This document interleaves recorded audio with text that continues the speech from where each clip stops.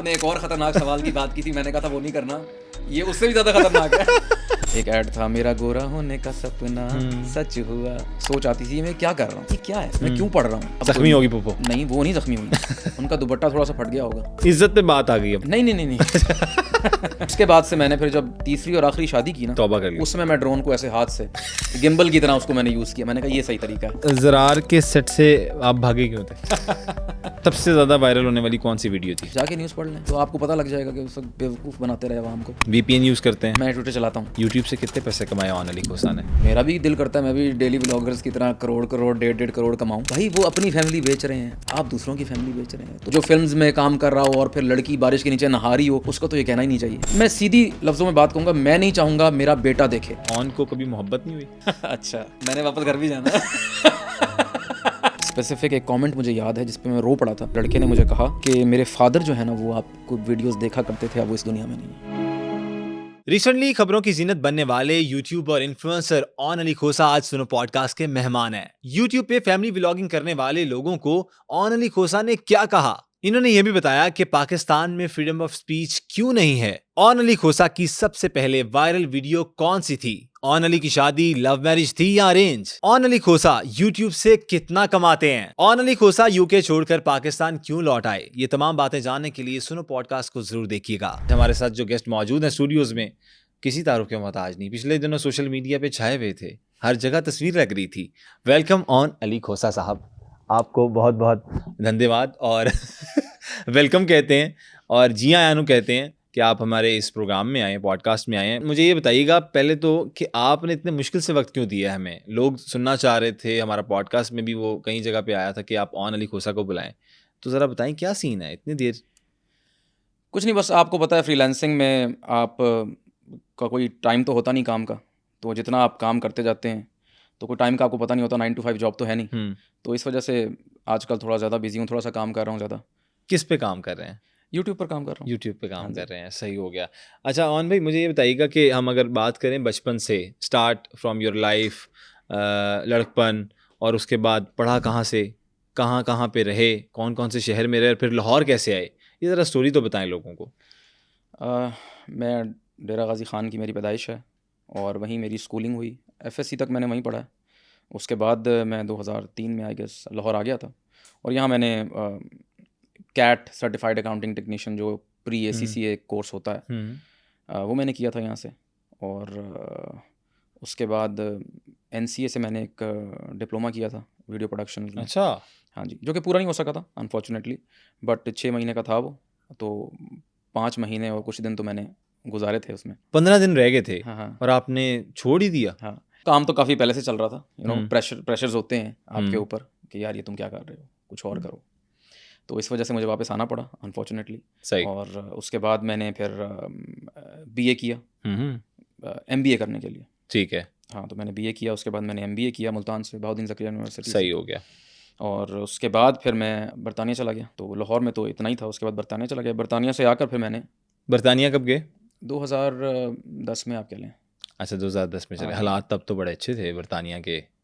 हाँ जी, तब अच्छे थे, तब भी इतने अच्छे तो नहीं थे। क्योंकि उधर कुछ हालात बरतानिया में आई थिंक 2007 में कुछ ख़राब होना शुरू हो गए। स्लम तो पूरी 2008 में स्लम आया था पूरा। हाँ जी, जिसमें अब दुबई, UAE, मिडल ईस्ट जितना भी था वो भी इफेक्ट हुआ था, और बाहर भी कुछ उधर ना बॉम्बिंग्स हुई थी लंदन में। यस। तो उसकी वजह से हालात काफ़ी ख़राब हो गए थे उधर। ठीक है। हाँ जी। तो वापसी कब हुई? वापसी बस मैं अपनी मास्टर्स किया मैंने और उसके बाद मैं वापस आ गया। हालांकि मैं वहाँ रह सकता था, बट मैंने डिसाइड किया कि मुझे वापस जाना है फैमिली के पास और इधर ही कंट्रीब्यूट करता हूँ अपने मुल्क में। अच्छा, ये सोच थी? बिल्कुल। और अब? अब थोड़ा सोचता हूँ कि यार चलें उधर ही रह जाता तो लेकिन कोई नहीं, जो नसीब में लिखा हो। जो नसीब में लिखा हो वही होता है। अल्लाह के पास बेहतर प्लान्स होते हैं कोई ना कोई आपके लिए। अच्छा, बचपन अगर हम बात करें तो बचपने का आपने बड़ा जल्दी से स्किप कर दिया, और वो कैसा था? शरारती थे? अच्छा, नकल चोरी भी बताइएगा, किससे सीखी ये जो आप नकलें कर लेते हैं और डिफरेंट कैरेक्टर्स कर लेते हैं, ये किससे सीखी? बचपन से ही काफ़ी शरारती था मैं, और स्कूल में जो एक्स्ट्रा करिकुलर एक्टिविटीज़ होती थी उसमें मैं हिस्सा लिया करता था, जो एनुअल फंक्शंस होते थे। But I was a shy person हमेशा से ही, आज भी अच्छा। हाँ, नकलें भी उतारा करता था और उस वक्त उस वक्त एड्स चलते थे टीवी पर, एक ऐड था, मेरा गोरा होने का सपना सच हुआ, आहा। तो वो भी मैं उसकी कॉपी करता था, डिंग डोंग की, यानी पैरोडीज करता रहता था। बड़ा शौक था मुझे। और उस ज़माने में मैंने अपना पहला कैमकॉर्डर भी ख़रीदा था। अच्छा। मेरे मैथ्स के ट्यूटर थे, उनसे ख़रीदा था मैंने। अच्छा, मैथ के टीचर से खरीदा। हाँ, शुरू से मैथमेटिक्स के साथ आपका कोई लगाव रहा है? अगर बिल एंड तक देखें, एसीसीए फिर एमबीए, सब चीज़ों में मैथ कहीं ना कहीं आता है, बिल्कुल भी नहीं, कैलकुलेशंस। बिल्कुल भी नहीं। फिर मैथ्स मुझे बिल्कुल भी पसंद नहीं थी, कभी पसंद नहीं रही। मैथ्स और केमिस्ट्री मुझे कभी पसंद नहीं रही। तो बस ये है कि यानी आप जिस तरह का आर्टिस्ट जो लोग होते हैं ना, उसके लिए हमारे एजुकेशन सिस्टम में कोई ख़ास पैटर्न नहीं है, ठीक है। आपको वही कुछ कर कुर के, जो वही बायोलॉजी, वही केमिस्ट्री, वही फिज़िक्स पढ़ पढ़ के आपने बाद में अपने रास्ते खुद तलाश करने होते हैं। सही कह तो रहे हैं। हम जैसे लोगों के लिए कोई एजुकेशन सिस्टम में कोई इस तरह जगह नहीं है। तो आप एक्सपेरिमेंट करते रहते हैं कि अच्छा ये कर लो, अच्छा फिर मैंने आपको बताया कि सोसाइटल प्रेशर्स भी होते हैं। यार I belong to a family of doctors. अच्छा। तो मेरे लिए बड़ा मुश्किल था, मुझ पे भी काफ़ी प्रेशर था कि कि भाई डॉक्टर बनो। हाँ, डॉक्टर बनो। ज़ाहिर है माँ बाप का एक सपना होता है जी। और बिल्कुल आपके लिए वो अच्छा सोचते हैं, ऐसे ही। बट मुझे पता था कि ये मेरा काम नहीं है, मैं ये नहीं कर सकता। तो फिर ज़ाहिर है आपने ऑप्शन देखनी है, ये नहीं करना तो चलो ये कोई नई चीज़ आई है, कैट, ये कोई एसीसीए नई चीज़ आई है, चलो ये कर लेते हैं। ट्रेंड के हिसाब से हाँ, चल रहा होता है कुछ। हाँ, तो उसमें गए तो फिर उधर देखा कि यार ये तो बड़ी ड्राई है, क्योंकि वो वही मैथ्स है ना। जी। तो फिर उसको छोड़ दिया, फिर एनसीए देखा, अच्छा हाँ, ये मेरी जगह हो सकती है। वो कहते थे आर्टिस्ट की जगह एनसीए। हाँ, एनसीए मुझे लगा कि ये मेरी जगह हो सकती है। तो लेकिन जब वहाँ पता लगा कि हाँ, ये जगह है, यहाँ मुझे रहना है, तो फिर वही प्रेशर्स आपको वापस बुला लेते हैं कि नहीं यार, अब ये नहीं करना, ये क्या काम कर रहे गलत हो? काम है। आपको पता है हमारे माशरे में आर्ट्स की वो जगह नहीं है, वो अहमियत नहीं है। तो फिर आपको कुछ और करना पड़ता है, फिर आप एमबीए कर लेते हैं, फिर मैंने एमबीए किया। वो भी अपनी मर्जी से नहीं किया, सॉर्ट हाँ, ऑफ। ज़ाहिर है एक आर्टिस्ट ज़हन का बंदा, उसके लिए ये सब मेरे लिए बड़ी इर्रेलेवेंट चीज़ें होती थी। मुझे हमेशा से ये सोच आती थी, मैं क्या कर रहा हूँ? ये क्या है? मैं क्यों पढ़ रहा हूँ? क्योंकि मैं जब भी बुक्स लेकर बैठता था ना, तो मैं इमेजिनेशन में खो जाता था। अच्छा। हाँ, घंटा-घंटा। तो वापस बुक पे आया, पहले ही लाइन पे ही खड़ा हूँ। तो ये मेरा हाल था। तो मुझे बिल्कुल समझ नहीं आती थी उसकी तो एजुकेशन क्या की। सोचें चलती थी जब किताबें वगैरह खोलते थे, एमबीए जब पढ़ रहे थे, जो भी जिसमें आप देखिए, कहते हैं लॉस्ट हो जाता था? मैं उस वक़्त शायरी भी करता था। अच्छा, शायरी भी करते हाँ, थे। क्योंकि जब मैंने स्टार्ट लिया, मुझे था कि मुझे सिंगर बनना है। तो उस वक़्त मैं मैट्रिक में ही एफएससी में मैं शायरी किया करता था, गाने लिखता था, अच्छा। गुनगुनाता भी था। बट वो फिर नहीं हो सका। अच्छा, ये जो स्टडी आपने की एज एमबीए भी और फिर उसके बाद एसीसीए भी, ट्रेंड के हिसाब से चीज़ें करते रहे, लेकिन आर्टिस्ट के हिसाब से आपको कोई चीज़ नहीं मिली माशरे में, हुँ, इफ़ आई एम राइट। हुँ। तो फिर इसके बाद क्या सोचा, क्या करना है, पहली जॉब किधर की, सारे मामलात ये किस तरह से तय पाए? मुझे सिंगर बनने का शौक था, बट कुछ प्रेशर्स ऐसे थे, और जो होता है बेहतरी के लिए होता है। हाँ। मैंने आपको जैसे बताया कि इंसान ऑप्शंस ढूँढता है, अच्छा ये मैं नहीं कर सकता, तो फिर मैंने अब क्या करना है? तो मैंने उसी के लिए एमबीए किया। ठीक एमबीए है। के बाद फिर अब नेक्स्ट ऑप्शन क्या थी मेरे पास? तो मुझे बाहर जाना था। तो अच्छा। मैं बाहर पढ़ने चला गया बरतानिया, वहाँ से मैंने मास्टर्स किया। ठीक है, किस में? ह्यूमन रिसोर्स मैनेजमेंट में मास्टर्स ठीक है, किया। माशाल्लाह। हाँ जी। और मैंने वहीं से फ्रीलांसिंग शुरू कर दी थी 2012 में ही, 4-5 साल फिर फ्रीलांसिंग की। ओके। मैं as a freelance academic writer, very हालाँकि नाइस। राइटिंग बिल्कुल मेरी कोई स्किल नहीं थी। हाँ, वही मैं कह रहा हूँ कि राइटिंग कहाँ से एकदम आ गई? हाँ, बिल्कुल मेरा कोई ताल्लुक नहीं था, बल्कि जब मैंने आइल्स किया था, तो मेरा सबसे कम स्कोर जो था, राइटिंग में वो था? राइटिंग में था, और उसकी वजह से बाकी सारे स्कोर मेरा डिस्टर्ब हो गया था। हाँ, इस तरह होता है। बट एडमिशन तो हो गया, बट ये है कि फिर राइटिंग से ही मैंने काफ़ी साल, 4-5 साल मैंने अच्छा कमाया। सही। अल्हम्दुलिल्लाह। Very nice. हुँ। और उसके बाद?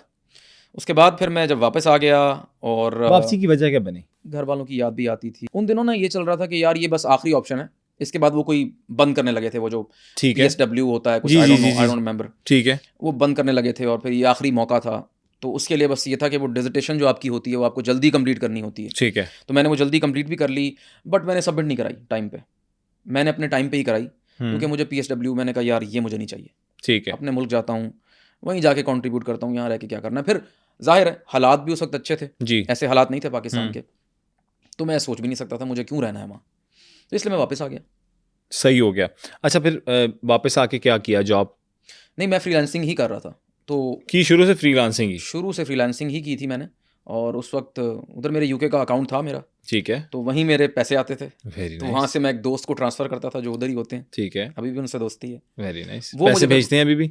नहीं, अब तो ख़त्म हो गया सिलसिला, 4-5 साल मैंने किया, अच्छा, फिर वो छोड़ दिया। मैं ठीक है, उनको ट्रांसफ़र करता था, वो फिर मुझे भेजते थे निकलवा बाद के में। भेज देते हाँ, थे। वो फिर यूके से मुझे पाकिस्तान में सही, भेजते थे। सही हो गया। तो ये मैंने किया 4-5 साल। उसके बाद फिर मैंने सोचा, फिर वही एक अंदर का जो आर्टिस्ट था वो कहीं ना कहीं तंग कर रहा था। अनकंफर्टेबल हो रहा था कि हम्म, यार ये क्या कर रहे हो?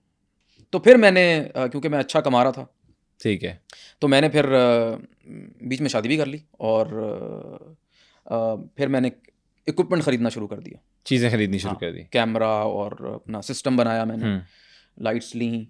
तो फिर मैंने, अब मुझे था कि मैं अब क्या करूं? हम्म, तो मैंने कोई दोस्त यार, कोई ताल्लुक़, किसी ने कांटेक्ट कर लिया, यार शॉर्ट फिल्म बना दो। तो मैंने कुछ शॉर्ट फिल्म्स प्रोजेक्ट्स शूट, करने शुरू कर दिए। हाँ, शॉर्ट फिल्म्स ठीक की, है, कुछ एक आध म्यूज़िक वीडियो कर ली। मैंने शादियाँ भी कवर की। हाँ हाँ हाँ, शुरुआत तो बल्कि शादी से हुई। ठीक है, मैं चिन्योट गया शादी एक कवर कवर करने। करने। हाँ जी, तो एक मैंने ड्रोन भी लिया नया-नया, फैंटम 4, वाह, और कैमरा भी था मेरे पास। तो मैं अकेला, वो शादी मैंने पूरी अकेला कवर की। अकेले कवर की? कोई अकेले कवर, टीम नहीं थी ऑन की? कुछ भी नहीं था। ड्रोन भी खुद किया। कैमरा रख के हुँ, और फिर दोबारा से ड्रोन को उड़ाते थे और वो पूरी कवरेज। बिल्कुल भागना दौड़ना, कभी ये कभी वो। और अब चिन्योट की सड़क पे रश है, दोपहर की शादी है, सड़क पे रश ही रश है।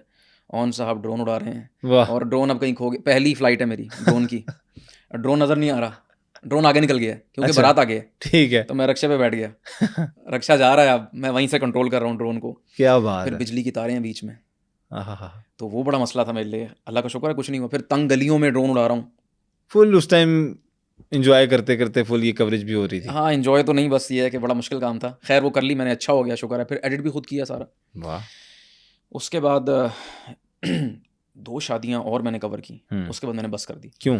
दूसरी शादी जो थी ना, तंग आ गए थे कि बच्चे साइड पे हो जाओ, बच्चों साइड पे हो जाओ, कह हाँ, कह हाँ। के अच्छा, एक शादी ये में वाला सीन भी था ना? ये भी था। अच्छा, इससे बड़ा मसला ये था कि एक शादी पे मैं ड्रोन उड़ा रहा था। हाँ, तो अब ना वो जो क्या कनाते कहते हैं, हाँ जी, तो वो अब ये तो काफ़ी ऊपर है ना। तंबू के नाते। हाँ, ये काफ़ी ऊपर है ना जी, आपका लेवल। वो इतना था कि बस आप खड़े हो जाओ कि आप लग रहे होगे ऊपर। ठीक है, अब उसमें ड्रोन कैसे उड़ाया जाए? बिल्कुल। अब मैं उसमें ड्रोन उड़ा रहा हूँ। इतने में क्या हुआ कि दूल्हा-दुल्हन आए स्टेज पे, कोई उनकी फूफो आई, वो जज़्बाती हो गईं। वो दौड़ती हुई आई, सीधा मेरी ड्रोन में बज गईं। हाय हाय पप्पो। अच्छा, ड्रोन इस लेवल पे उड़ रहा है, नीचे ज़मीन के लेवल पे उड़ रहा है। तो तो वो ड्रोन उनके किसी साड़ी में या दुपट्टे में फँस गया। हाय हाय हाय हाय, अब जख्मी होगी पप्पो। नहीं, वो नहीं ज़ख्मी हुई, उनका दुपट्टा थोड़ा-सा फट गया होगा। इज्जत पे बात आ गई अब। नहीं, नहीं, नहीं, नहीं। इज़्ज़त पे नहीं, मेरे फाइनेंसेस पे बात आ गई। अच्छा, अब मुझे ड्रोन, मेरी अपनी तो जान निकल गई। वही होना था, दुपट्टा हमेशा खराब हो गया। और 1.5 लाख का ड्रोन था मेरा। अब मैंने उसको साड़ी भी बचाना, महंगी हो सकती है ऑन भाई। पता नहीं, दुपट्टे की एक वो थोड़ी-सी फट गई थी, तो उसका क्या है। खैर मैंने ड्रोन को जाके पकड़ लिया, ये टूट ना जाए। उसके फिर जो पर होते हैं, प्रोपेलर्स होते हैं, वो मेरी उसने काट दिया मेरी उँगली को। अच्छा हाँ, जी, थोड़ा ज़ख्म आ गया, बट ये कि मैंने उसको बचाने के लिए पकड़ लिया। Very nice. उसके बाद से मैंने फिर जब तीसरी और आखिरी शादी की ना, तौबा कर ली। उसमें मैं ड्रोन को ऐसे हाथ से गिम्बल की तरह उसको मैंने यूज़ किया। मैंने कहा ये सही तरीका है। तो कि इतना डर पड़ गया था कि ड्रोन ना किसी की और साड़ी ना फाड़ दे। फिर एक मैं म्यूज़िक वीडियो कर रहा था, उसमें ड्रोन उड़ाया, तो वो ड्रोन को अचानक पता नहीं क्या हुआ, वो अपने हवास हवास भागता खो हो गया। बैठा, और वो जाके इधर होने लगा, तो मैंने उसको इधर किया, तो फिर वो कंट्रोल किया, तो वो बिल्कुल उल्टा हो गया, उल्टा होके वो नीचे ज़मीन पे लगा। उसके बाद से उसके सेंसर्स काम नहीं कर रहे आज और तक। उसके बाद काम ही बंद कर दिया कि शादियां करनी ही नहीं कवर। शादियाँ, हाँ, शादियाँ फिर कवर नहीं की मैंने। तो फिर ऑन ने यूट्यूब कहाँ से स्टार्ट किया? और मैंने ये सुना है कि कैमरामैन बनने का शौक था। हाँ जी, बिल्कुल। हाँ, जैसे अभी आपको बताया, मुझे ये तो तो था, ठीक है। हाँ, ये उसी का एक रास्ता था, क्योंकि मैं कैमरामैन बनना चाहता था, तो मुझे पता नहीं था कहाँ से कहाँ जाना है, कहाँ से शुरू करना है। तो ज़ाहिर है फिर मैंने अपना काम फ्रीलांसिंग छोड़ दी थी, तो फिर मुझे कमाना भी था। ऑब्वियसली। तो फिर मैंने इसलिए ये शादियाँ कवर कर रहा था, कमाने के लिए, कुछ पैसे आ जाएँ। म्यूज़िक वीडियोज़ भी कुछ की मैंने, लेकिन जो मेरा गोल था, वो मुझे था कि मैंने डीओपी बनना है। ठीक है। तो इस वजह से मैंने फिर क्या किया कि मुझे था कि इसके लिए सबसे अच्छी जो जगह है, वो पाकिस्तानी सिनेमा है। तो फिर मैंने सिनेमा में कदम रखा, और पहली फ़िल्म थी, उसका नाम था रहम। ठीक है। उसमें सनम सईद साहिबा थीं, साजिद हुसैन या साजिद हसन उनका ठीक नाम है। है, एज वो डीओपी थे। आप काम कर रहे थे? नहीं, नहीं, नहीं, नहीं, एज कैमरा? मैं तो वहाँ लाइटिंग देखने गया था ठीक कि है। लाइटिंग कैसे होती है। ठीक है, यूट्यूब पर तो मैंने बहुत देखा था, हम्म, लेकिन मुझे प्रैक्टिकली देखना था, सही है। तो इसलिए मैं गया सिनेमा पे। और वहाँ फिर मैंने कैमरा क्रू के अंदर था, I was a Clapper loader, all right, वो वाला। ठीक है। तो बहरहाल वो टीम जो थी वो सारी यूके से आई थी, वेरी प्रोफेशनल पीपल। बहुत मुझे अच्छा लगा, टाइम पे आना, टाइम पे जाना, टाइम पे खाना, सब कुछ, और मुआवजा टाइम पे, हर चीज़ परफेक्ट थी। सही है। तो मैंने लाइटिंग सीखी, अल्लाह रखा साहब थे वहाँ गैफ़र, और मौला जट की भी लाइटिंग उन्होंने की है एज अ सही। गैफ़र। तो बहुत कुछ मैंने उनसे सीखा। तो मैं बड़ा खुश था। उसके बाद मैंने कहा ये अच्छी चीज़ है, इसी में आगे जाना है। यहाँ यही रास्ता है ना कि आपने नीचे से ऊपर हाँ इस तरह बिल्कुल, जाना होता है। इसी तरह कहीं से स्टार्ट लेना पड़ता है आपको। हाँ, तो फिर अगली जो फ़िल्म थी वो थी ज़रार। अच्छा, ओ ज़रार। हाँ जी, ज़रार थी वो तो शान ज़रार के सेट से आप भागे क्यों थे? ज़रार के सेट से हाँ, क्या वो स्टोरी है इसकी? हमारे ज़राए ने हमें बताया है। देखें, ज़रार और जो रहम फ़िल्म थी ना, इन दोनों का हिसाब ऐसे ही था कि जैसे पब्लिक सेक्टर और प्राइवेट सेक्टर का होता है, एक सरकारी इदारा है और एक जी। प्राइवेट इदारा है। जी, तो रहम में जो टीम थी वो एक प्राइवेट इदारे की तरह बहुत प्रोफेशनल थी। ठीक है। ज़रार में जो था वो आई वाज रियली डिसअपॉइंटेड कि वहाँ जिस तरह का कल्चर था, जिस तरह का एक क्लास सिस्टम था, सही है। किसी से कोई रवैया है, किसी से कोई रवैया है, तो आने का टाइम है, जाने का कोई टाइम नहीं है। तो उधर बल्कि बड़ा एक नाखुशगवार वाक़या भी पेश आया, क्योंकि मेरे पास ना ड्राइव्स होती थी, अच्छा। मेन ड्राइव्स मेरे पास होती थी। ओके। तो वो मुझे अब सारा दिन ख्वार खज्जल होने के बाद मैंने वो ड्राइव्स प्रोड्यूसर के घर पहुंचानी है। अच्छा। तो वो अब मैं सुबह का गया हुआ हूँ, अगले दिन की सुबह हो गई है। अच्छा। तो अब मैं वो ड्राइव्स पहुंचाने भी जाना है। अब वो यूनिवर्सिटी ऑफ लाहौर में शूट हो रहा है, मेरा घर समनाबाद के करीब घंटे का रास्ता है। तो अब मैं नींद में हूँ, फुल गाड़ी चला रहा हूँ, ड्राइव्स भी देनी है। अब मैं अपने आप को चपेड़े मार रहा हूँ कि मैंने किसी तरह जागता रहा हूँ। सही। मुझसे लिटरली गाड़ी नहीं चलाई जा रही थी। तो किसी तरह करके मैं पहुंचा, मैंने बस जाके सो गया, हालांकि मुझे पहुंचानी चाहिए थी, बट मैं इतना नींद में था। अच्छा, आपने ड्राइव नहीं पहुंचाई, अब सो के जाके? मैं जाके सो गया, उठा तो बहुत सारी मिस्ड कॉल्स आई हुई थी प्रोड्यूसर साहब की, भाई हमारा बंदा ड्राइव लेके चला गया। मेन डाटा ही। Main data. खैर वो फिर मैंने उनको वापस किया, और लेकिन बहुत मेरा ये जो एक्सपीरियंस था बहुत ख़राब गुजरा। उसके बाद मुआवजा भी नहीं मिला। तो फिर दुख यहाँ पे होता है। दुख ये हुआ, BTS की जी ड्राइव जी, थी मैं ना, समझ गया। वो मेरे पास थी, और उसमें जाहिर है BTS है तो उसमें फ़िल्म का शूट भी है। तो मुझे था कि मैंने कहा यार ये इन्होंने मेरे साथ अच्छा नहीं किया, ये जो है ना, मैं ये फुटेज में लीक कर दूंगा। मुझे बड़ा गुस्सा आया हुआ था। अच्छा। तो लेकिन वक्त के साथ साथ मैंने कहा नहीं यार, छोड़ो यार, हाँ, क्या एथिकल नहीं किसी लगता। का क्या नुकसान करना, हाँ। कोई बात नहीं, मेरा हो गया तो कोई बात नहीं। अच्छा, मुझे ये बताएं कि फिर ऑन ने यूट्यूब का स्टार्ट कहाँ से लिया? इसकी कहानी क्या थी? फिर एकदम ये सारी चीज़ें तो हो गई, फिर यूट्यूब कहाँ से एकदम दिमाग में आया कि ये कर लेता हूँ? और ये डिफ़िकल्ट काम है, जिस तरह से आप कैरेक्टर्स निभाते हैं, और आप हर कैरेक्टर अपने पर कर रहे होते हैं, कोई दूसरा बंदा नहीं कर रहा होता। भाई तो आपके करते रहे हैं एक टाइम आपके साथ, लेकिन एक कैरेक्टर आप कर रहे हैं, दूसरी जगह भी आप बैठे हैं, तीसरी जगह भी आप बैठे हुए हैं, उसको जोड़ना, it's very difficult thing, I think so. अच्छा, ये तो बहुत मुश्किल है। अभी तो ये तो मैंने अब शुरू किया। हाँ। जब मैंने स्टार्ट किया था 2017 में, फेसबुक से स्टार्ट किया था, यूट्यूब से नहीं किया था, फेसबुक से स्टार्ट किया। ठीक है। और मुझे अंदाज़ा ही नहीं था कि इससे पैसे भी कमाए जा सकते हैं। तो मैं तो बस ऐसे ही अपलोड कर देता था, और चीज़ वायरल हो जाती थी, मैं खुश हो जाता था। तो 2017 में शुरू किया, जब नवाज शरीफ साहब डिस्क्वालीफाई हुए थे। उससे कुछ एक आध वीडियो पहले भी बनाई थी, ठीक है। तो भी अल्हम्दुलिल्लाह वायरल हुई थी। और तो वहाँ से मैंने शुरू किया। फिर जब पॉलिटिकल कंटेंट मेरा वायरल हुआ तो फिर मुझे लगा कि यही करना चाहिए। ठीक उस है। वक्त मेरे साथ मेरा छोटा भाई शेरू भी था। हाँ, तो हम उस वक्त मैं बड़ा इनकंसिस्टेंट काम करता था। कभी कर लिया, कभी नहीं किया। हाँ, 1-2 महीने में एक वीडियो निकाल ली, बट वो ऐसी वायरल होती थी कि बहुत ज़्यादा। फिर बीच में मैंगोबाज मैंने ज्वाइन कर लिया, फिर ठीक वो है। काम मेरा स्लो हो गया यूट्यूब का। सही। पहले ही मैं कंसिस्टेंट नहीं था। मैंगोबाज से क्या सीखा? मैंगोबाज से अल्हम्दुलिल्लाह मैंने बहुत कुछ सीखा, और मुझे बड़े अच्छे प्यारे प्यारे लोग मिले वहाँ। और वही एक प्राइवेट कंपनी थी, मुझे नहीं उम्मीद थी कि इतना अच्छा वक्त गुजरेगा। अच्छा, कितना टाइम किया काम? आई थिंक 1.5 साल तो होंगे। ठीक है। बट बहुत अच्छे लोग मिले, बहुत कुछ सीखने को तो मिला। बंद क्यों हो गया? आई डोंट नो, मे बी कुछ फाइनेंशियल रीजंस की वजह से। चल तो अच्छा रहा था। अभी भी चल रहा है, बट ये है कि वीडियोस नहीं आ रही उस तरह से। मे बी लोग बिजी हो गए, कुछ financial problems, I don't no. ठीक है। तो इस वजह से वो अब नहीं चल रहा। बट ये है कि I had the best time of my life at mango बास। बहुत मज़ा आया और अच्छा अच्छा काम भी किया। सही। बड़े अच्छे मेरे वायरल कंटेंट वहीं से निकले। सबसे ज्यादा वायरल होने वाली कौन सी वीडियो थी? शबरगम, वो क्या? हाँ हाँ हाँ हाँ। वो उसकी कहानी क्या थी, वो जो कैरेक्टर करते थे उन दिनों ना वो आपको याद होगा कि वो अभिनंदन साहब आए थे चाय पीने। Yes yes yes. वो चाय पीने आए थे, तो उन दिनों मैंने एक वीडियो बनाई थी अदील भट्ट साहब के साथ। अच्छा। और कि किस तरह से ये जो इंडियन मीडिया है किस तरह से शो करता है और किस तरह से वो स्टूपिड एग्जैजरेशंस करता है। ठीक है। तो वो बहुत बहुत ज़्यादा वायरल हुई थी वो वीडियो। और उस वक्त एक और वीडियो मैंने की थी, मौत पड़ गई, बहुत वायरल हुई थी। वो उसकी क्या कॉन्सेप्ट क्या था उसका? उसका कॉन्सेप्ट ये था जो हमें बात बात पे मौत पड़ जाती है, कोई किसी ने काम कह दिया, मौत पड़ गई। अच्छा। हाँ, वेरी नाइस। तो मेरी कोशिश है कि मैं उसका रीमेक करूँ अपने चैनल पे, वो तो मैंगो बास पे है। सो इंडियन जो कंटेंट था ना वो बहुत उधर से वायरल हुआ। एक और वीडियो थी जब इंडिया न्यूजीलैंड से सेमीफाइनल्स में हार गया था गालिबन।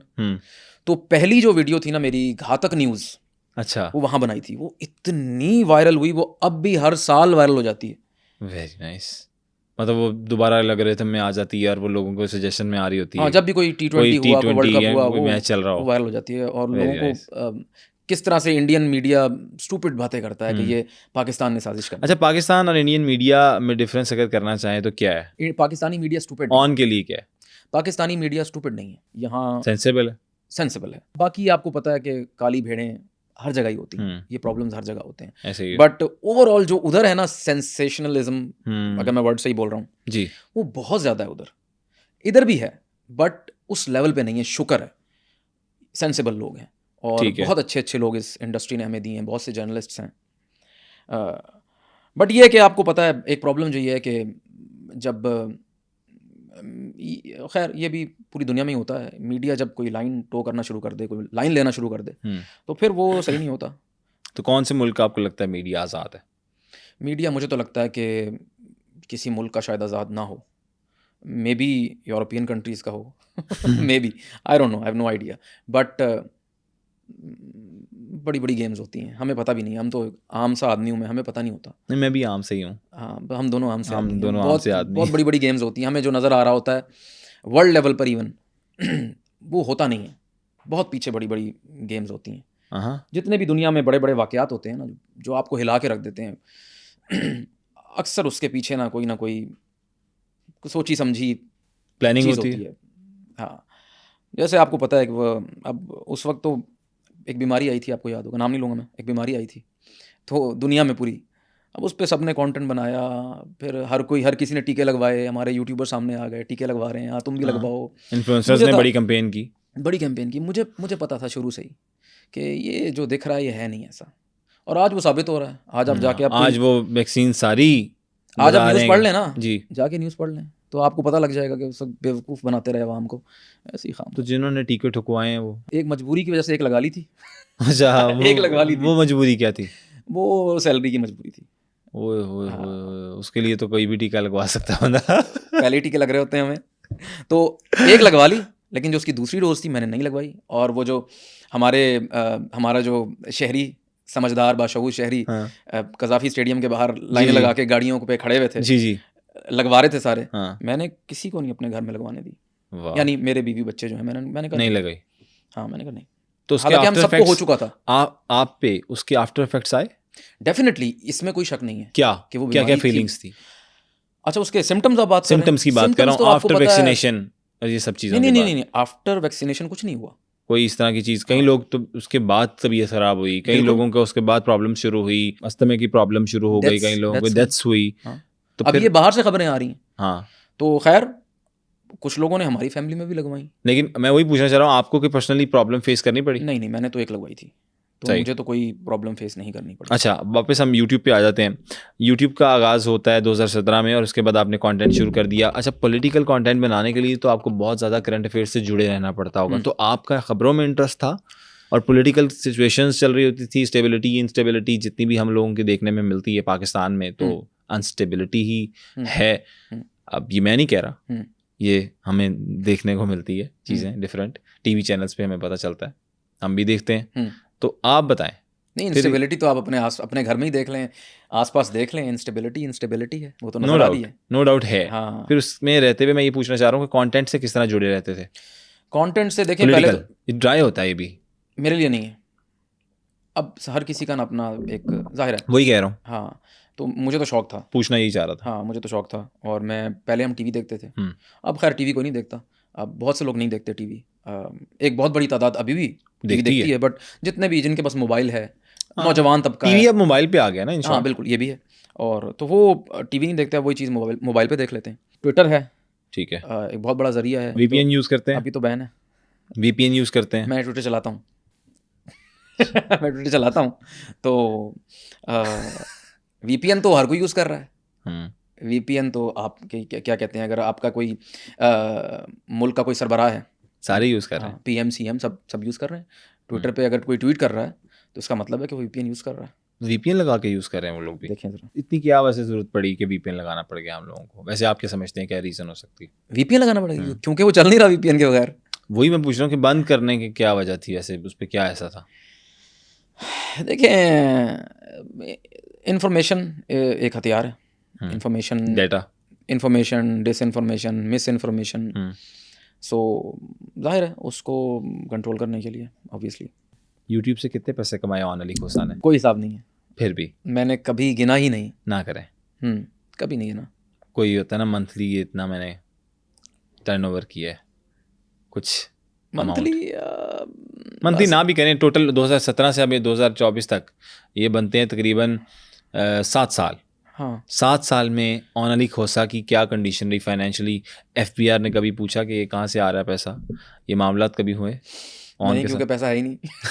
यूट्यूब एफबीआर ने क्या से तो पूछना? लोगों ने, आप देखते नहीं डेली तो व्लॉगिंग? मैं डेली व्लॉगर नहीं हूँ ना।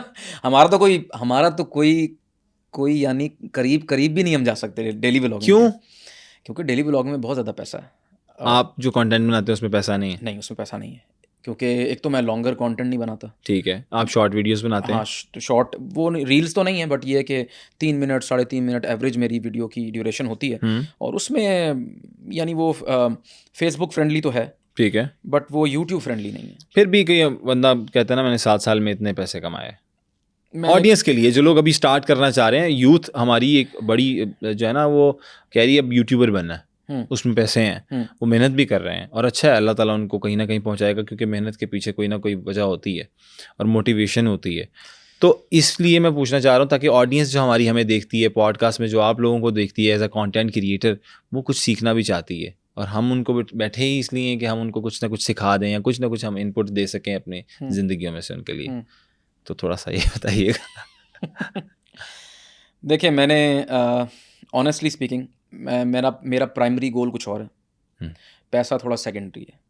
ठीक पहले है, नंबर पे मेरा कंटेंट है, ठीक है, जो मैंने बनाना है मैंने वही बनाना है। तो मैं पैसे की खातिर उसको चेंज नहीं कर सकता। हालांकि यार पैसे कमाना किसका दिल नहीं करता, मेरा भी सबका करता दिल है। मेरा भी दिल करता है मैं भी डेली व्लॉगर्स की तरह करोड़ 1.5 कमाऊं। हाँ, लेकिन एक अंदर कोई आपके एक ज़मीर भी होता है। यानी ये नहीं कह रहा कि मैं वो कुछ बुरा कर रहे हैं, वो हम डिस्कस कर लेते हैं, बट जी, हम उस पे आते हैं। हाँ, उस पे आते हैं। बट मेरा ये गोल है, प्राइमरी गोल मेरा कंटेंट है। सही, उस पे मुझे मेरा ज़मीर झंझोड़ता रहता है कि ये काम पहले करना है और पैसा उससे आ रहा है वो सेकेंडरी है। ठीक है, तो मेरे कंटेंट में तो एज सच इतना नहीं है, ठीक है, गुजारा है, ठीक है, अल्लाह का शुक्र है, शुक्र अदा करना चाहिए। ठीक है, बाकी नसीब की भी कुछ गेम्स होती हैं। यस, ये नसीब की बात होती है। आपके नसीब में है, आप के नसीब में है तो आपको मिलना उतना ही है। आप ये कर लें या वो कर लें। सही बात अच्छा, है। मैं आपको मज़े की बात बताता हूँ। पहले मेरा एक प्लेटफॉर्म मोनेटाइज था, बाद में 2 हो गए, जी, ठीक है, फिर 3 हो गए। अच्छा, हुआ क्या, एक से इतने, अगर एक से आ रहा है, फ़र्ज़ करें $500 आ रहा है एक से, जब 3 हो गए तो वही 500 डिवाइड हो गए 3 पे।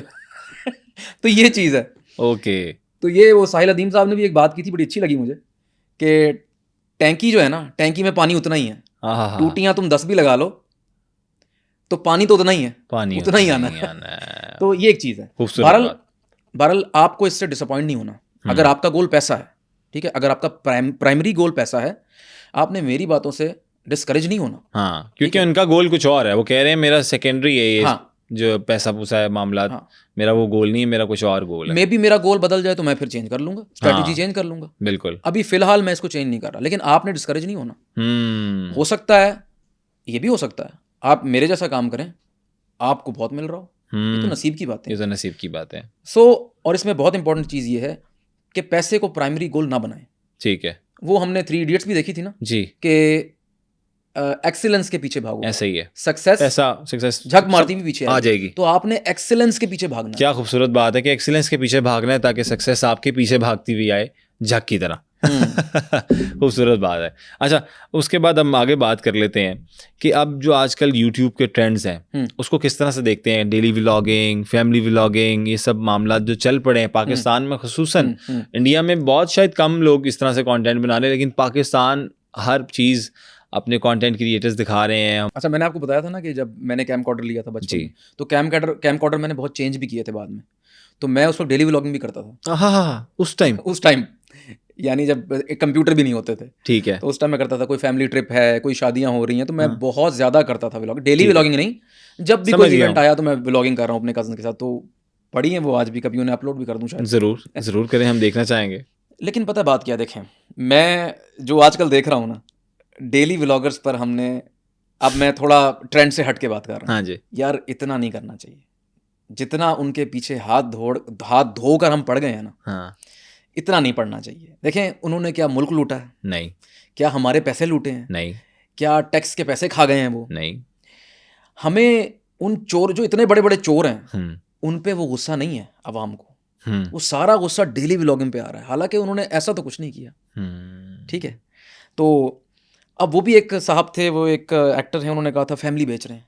हाँ। मैंने इस पे वीडियो भी बनाई थी कि भाई वो अपनी फैमिली बेच रहे हैं, आप दूसरों की फैमिली बेच रहे हैं। तो किसी जो शख्स मीडिया में काम कर रहा हो, फिल्म्स में काम कर रहा हो, जो फिल्म्स में काम कर रहा हो और फिर लड़की बारिश के नीचे नहा रही हो, उसको तो ये कहना ही नहीं चाहिए कि फुला अपनी फैमिली बेच रहा है। हाँ। ये बात बनती ही नहीं बनती। मेरा ये पॉइंट है कि यार ये बच्चे हैं, अभी छोटे हैं, ऐसे ही है। ठीक है, कोई गलत बात नहीं है। नहीं, कोई अधेड़ उम्र के कोई बुजुर्ग तो डेली कब्र में जिनके पैर लटके हुए हों, ऐसे सियासतदान जो मुल्क को लूट के खा गए, वो तो नहीं है ना। ऐसे ही है। आपका पैसा तो नहीं खाया ना। हाँ। तो हमने एक फैसला कर लें, इनकी इस्लाह करनी है या इनको जलील करना। मकसद क्या होना चाहिए? मकसद होना चाहिए कि इस्लाह करनी है। इस्लाह कभी भी ऐसे नहीं होती। अच्छा, अगर आप मेरे कंटेंट को देखें, आपको लगेगा यार ये पॉलिटिशियंस के बहुत पीछे पड़ा रहता है। वो बात और है, उन्होंने हमारा पैसा लूटा है। इस मुल्क का गरीब पिस रहा है, लोग खुदकुशियां कर रहे हैं।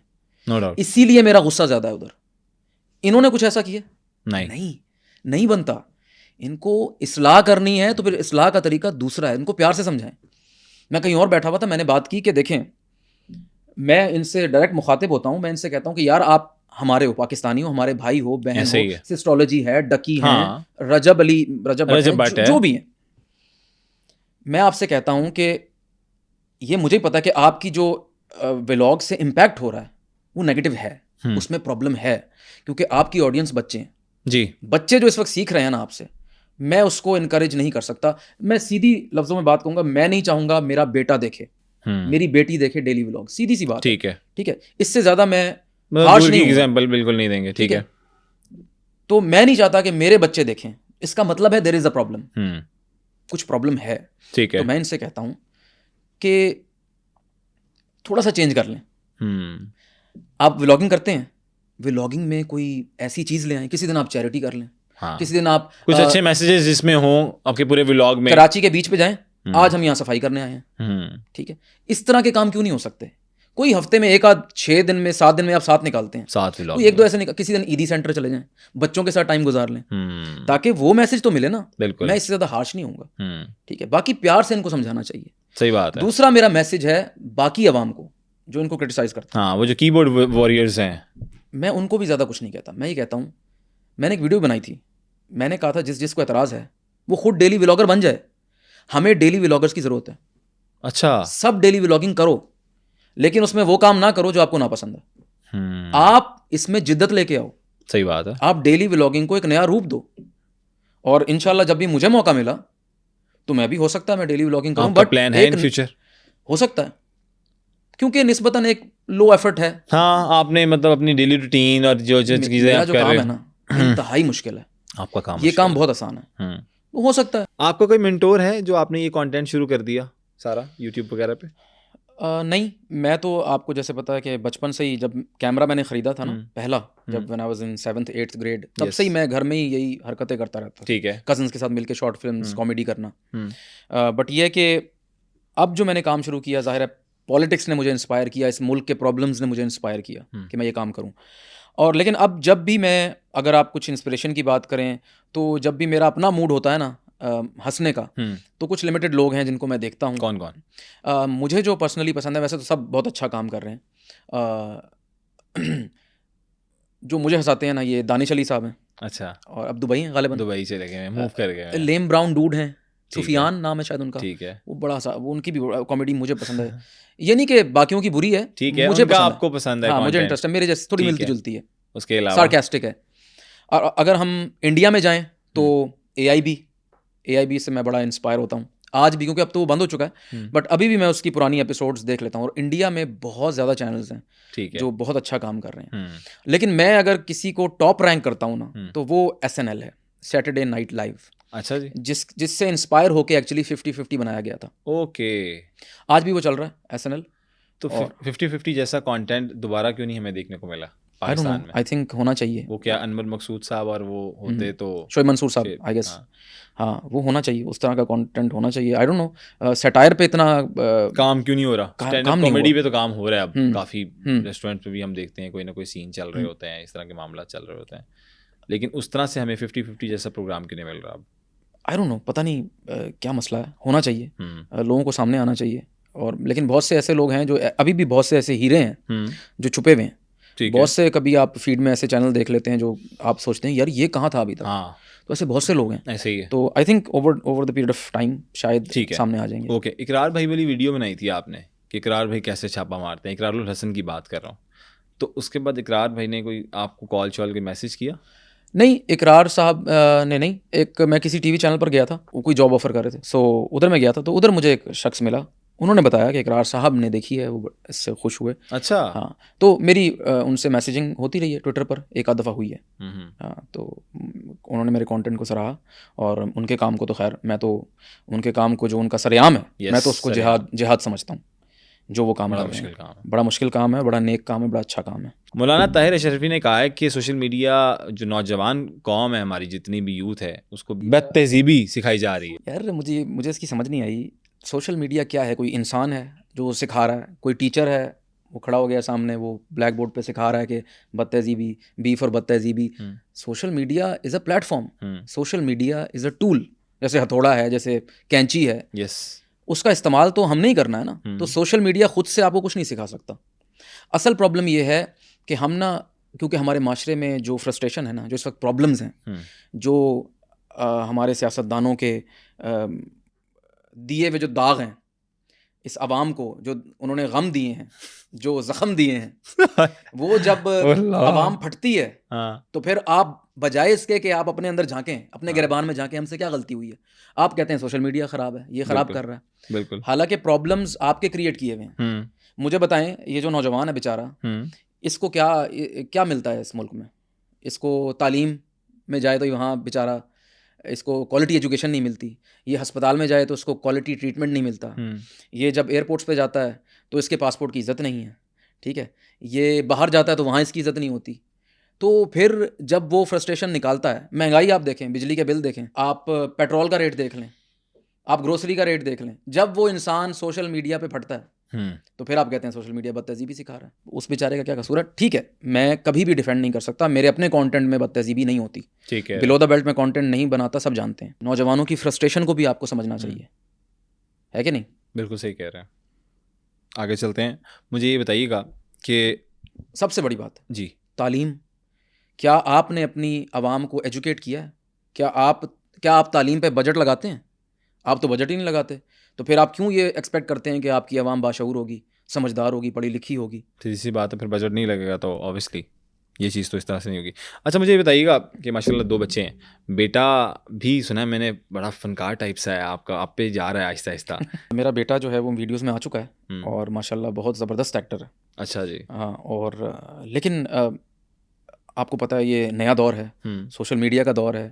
तो थोड़ा बहुत सोचना पड़ता है कि यार मैं उसको 1-2 वीडियोस में तो लाया हुआ हूँ, और लेकिन एज़ अ फादर आपको सोचना पड़ता है कि क्या इसके लिए कोई प्रॉब्लम्स ना क्रिएट हों, ये सोशल मीडिया का इम्पैक्ट कैसे होगा, चाइल्ड स्टार जो बन जाते हैं जी। उनके प्रॉब्लम्स। तो मैं उस चीज़ में काफ़ी कंफ्यूज हूँ, हालांकि अभी एक इसमें चाइल्ड स्टार पीछे बना था, वो बच्चा वो हुंजा वाला। हुंजा वाला, हाँ हाँ हाँ तो वो भी अब नजर नहीं आ रहा दोबारा से। हाँ वो लेकिन क्या क्या मसाइल का सामना करना पड़ सकता है like as a child star? यार देखें, आई डोंट नो, मुझे सही तरह पता नहीं है। मे बी देखें, हर चीज़ की एक उम्र होती है, ठीक है। मे बी फेम की भी एक उम्र होती है जब आप उसको हैंडल कर सकते हैं। सही कह रहे हैं। एक बच्चा जो छोटा है वो मे बी फेम को हैंडल ना कर सके। आपको याद होगा वो जो चाइल्ड स्टार था, वो हुंजा का, शिराजी जो व्लॉगर था। अब देखें, एक वक्त आया कि उसके फादर ने कहा कि बच्चा हमारा अब डिफरेंट रिएक्ट कर रहा है, लोगों के साथ उसके ताल्लुकात अब डिफरेंट हो रहे हैं, उसका बिहेवियर बदल रहा है। ये प्रॉब्लम है, बिहेवियरल चेंजेस। लेकिन अब मैंने उस पर वीडियो बनाई, पूरे पाकिस्तान ने उनको दाद दी कि भाई वाओ, क्या बाप है यार, पैसों को लात मार के तो बच्चे के बिहेवियर पे उन्होंने इसको जो है इससे हटा दिया। वो हफ्ते बाद ही वापस आ गए। तो कोई बात नहीं, मैं कुछ नहीं कह सकता। पैसे का जाहिर है, पैसे की अट्रैक्शन ही ऐसी है, ऐसे ही है। हो सकता है मैं होता मैं भी शायद यही डिसीजन लेता। बिल्कुल सही कौन कह कह रहे सकता है। अच्छा मुझे ये बताइएगा कि आगे आपका प्लान है पाकिस्तान में रहने का या पाकिस्तान से बाहर जाने का सोचा है? जिस तरह आपने कहा पैट्रियोटिक होके मैं वापस आ गया था। यार देखें, अब तो मौका शायद नहीं है, और बाहर देखें, मैं बाहर होकर आया हूँ, बाहर भी हालात कुछ आजकल अच्छे नहीं हैं। अगर आप ये सोच रहे हैं कि आप बाहर जाकर, वैसे तो वही बात है, नसीब की बात है, बाहर जाकर लोग धक्के भी खा रहे हैं, बाहर जाकर लोग सेटल डॉलरों में कमा रहे हैं। कोई ऐसे लोग हैं जो कोरोना के दिनों में गए हैं और उनका नसीब ऐसा मतलब अच्छा हुआ है माशाल्लाह। कोई ऐसे लोग हैं जो अच्छे हालात में जाते हैं बट उनका कुछ नहीं बनता। वो तो भाई रिस्क का तो वादा अल्लाह ताला की तरफ से। हाँ, तो रिस्क की आपने टेंशन नहीं लेनी, वो तो आपने ऊपर वाले ने कह दिया कि ये मेरा काम है। हाँ, तुसी अपना काम करो। हाँ, आपने अपना गोल देखना है। गोल क्या है? फॉर एग्जाम्पल मुझे बताएं, मेरा बेटा डिसाइड करता है मैंने नासा में जाना है, अब मैं तो उसको पाकिस्तान में, जाहिर है उसको बाहर भेजना है मैंने। बिल्कुल सही। तो क्या मतलब, इसका मतलब ये है कि आपकी प्रायोरिटी आपके गोल्स होने चाहिए। गोल्स होने चाहिए। ये नहीं होना चाहिए कि अच्छा वहाँ जाकर मैं गटर साफ करूँगा तो मुझे पैसे इतने, ये बहुत छोटा गोल है। गोल्स को बड़ा करें। ठीक हो गया। कुछ कंट्रीब्यूट करें। सही हो गया। अच्छा मुझे ये बताइएगा, अब शादी लव मैरिज हुई थी या अरेंज मैरिज हुई थी? अरेंज मैरिज हुई थी। तो क्या ऑन को कभी मोहब्बत नहीं हुई? अच्छा मैंने वापस घर भी जाना है। ये आपने बहुत खतरनाक सवाल किया है। हाँ और ये आपने, इतना तो हमारा हक बनता है। आपने एक और खतरनाक सवाल की बात की थी, मैंने कहा था वो नहीं करना, ये उससे भी ज्यादा खतरनाक है। तो फिर बताएं हमें कि ऑन को कभी मोहब्बत हुई? यार देखें, ये तो हर इंसान की लाइफ में होता ही है। शर्मीले से तो आप हैं, शर्मीला तो मैं बहुत हूँ। तो फिर मोहब्बत किस तरह, इजहार किस तरह कर दिया मोहब्बत? यार अब मैं अब क्या बताऊं, शर्मा रहे हैं अभी भी आप। नहीं, मैं ये सोच रहा हूँ कि ये कौन कौन देखेगा। तो ये आप देखें, ये तो एक बात है कि जो हो गया गुजर गया वो तो अब। हाँ ऑन भाई, हाँ अब तो माशाल्लाह आपके 2 बच्चे हैं, हाँ माशाल्लाह भाभी हैं हमारी, हाँ। और आप माशाल्लाह एज अ फैमिली सब बड़े प्यार मोहब्बत से रहते हैं। लेकिन आपको कभी प्यार हुआ? देखें, प्यार मैं तो बचपन से आई वाज वेरी क्लियर कि ये प्यार, सोच लिया आपने जवाब? टाइम अच्छा ले लेते आप। देखें, I was very clear from day one, बचपन से ही मुझे पता था कि ये प्यार व्यार ये सब फिल्मी बातें, अच्छा इनका कोई फिर भी हो गया, हकीकत से कोई ताल्लुक नहीं है। बट ये है कि आप जिसे प्यार कह रहे हैं, यानी जो अट्रैक्शन, वो तो हर कोई इस फेज से गुजरता ही है। तो कभी जज्बाती हुए कोई? यार अब आप और इसमें अंदर जा रहे हैं, मैं कह रहा हूँ अब सतह पे रहें बस। तो खैर, मुझे ये पता था कि ये कोई जो है ना, ये बस एक फेज है। अच्छा ऑन भाई, आपकी एक वीडियो वायरल होती है जिसमें आप टैंकी पे चढ़े होते हैं और पाइप वाला सीन, वो क्या स्टोरी थी उसकी? बड़ी वायरल गई थी वो मैंगो बाज का जो बिल्डिंग जिसमें हम ऑफिस था, उसकी छत थी वो। अच्छा। और ऊपर हमको छत के ऊपर एक पानी की टैंकी थी, उस टैंकी के ऊपर मैं और फरवा थी, वो हम शूट कर रहे थे एक सीन। तो उसके बाद उसके बाद अब मैं उतर रहा था। हाँ, पानी का पाइप पकड़ के। यार अब जो मैं हरकत करना चाह रहा था ना, वो नहीं पोल से जो हाँ पोल पोल डांस होता है। हाँ, मैं कुछ वो करने की कोशिश कर रहा था। अच्छा यानी मेरा इरादा था कि मैं इधर से इधर आ जाऊंगा पोल हाँ। के, यूं ऐसे सॉरी मतलब यूं ऐसे करता हुआ मैं इधर आ जाऊंगा। हाँ तो वो जो मैंने ऐसे छलांग लगाई तो पोल मेरे हाथ में आ गया ओ तेरी और है नीचे लोहा था, लोहे के ऊपर मैं गिरा, शुक्र है मेरी हड्डियां बच गई। अल्लाह और तो पाइप ही टूट गया। पाइप टूट गया, पानी निकलना शुरू हो गया।